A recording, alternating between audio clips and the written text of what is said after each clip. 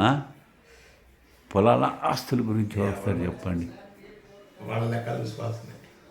అంతే అంతే.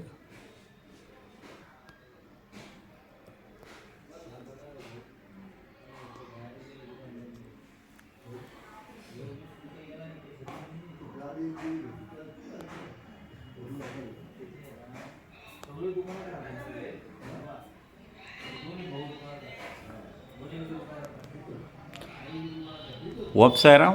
ఈరోజు మనం రహతాలోని కుశాల్ చంద్ గారి యొక్క గృహం నందుకి వచ్చేసాము.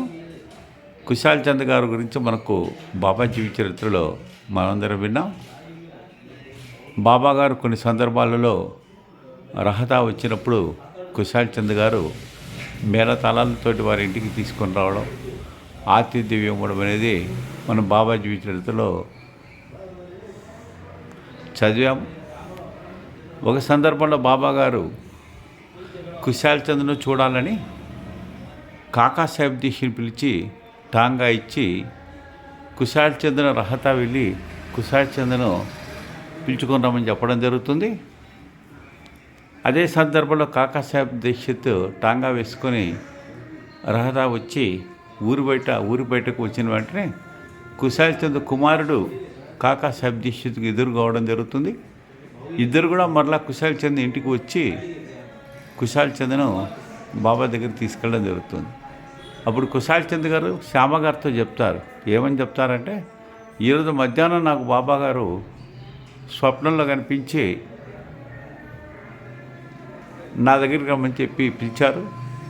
నాకు స్వప్నంలో మధ్యాహ్నం బాబా గారు షిరిడీకి రమ్మని చెప్పారు. అలాగే మిమ్మల్ని నన్ను తీసుకురమ్మని చెప్పడం జరిగింది అని కుశాల్ చంద్ గారు కాకా సాహెబ్ దీక్షకి చెప్పడం, ఇరువురు కలిసి షిరిడి వెళ్ళి బాబాని దర్శనం చేసుకోవడం జరుగుతుంది.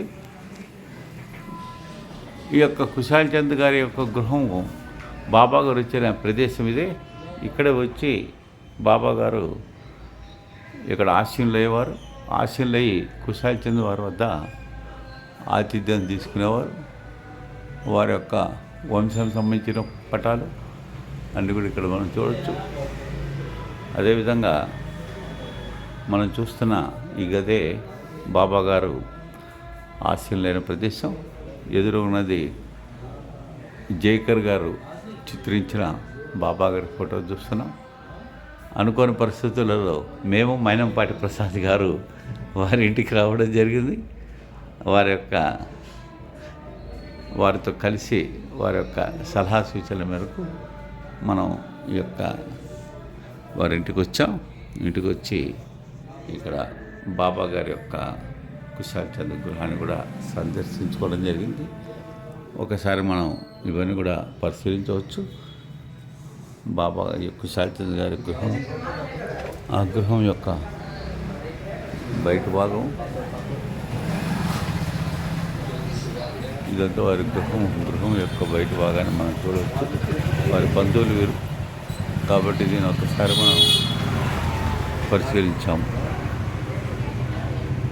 జై సాయిరాం, జై సాయి.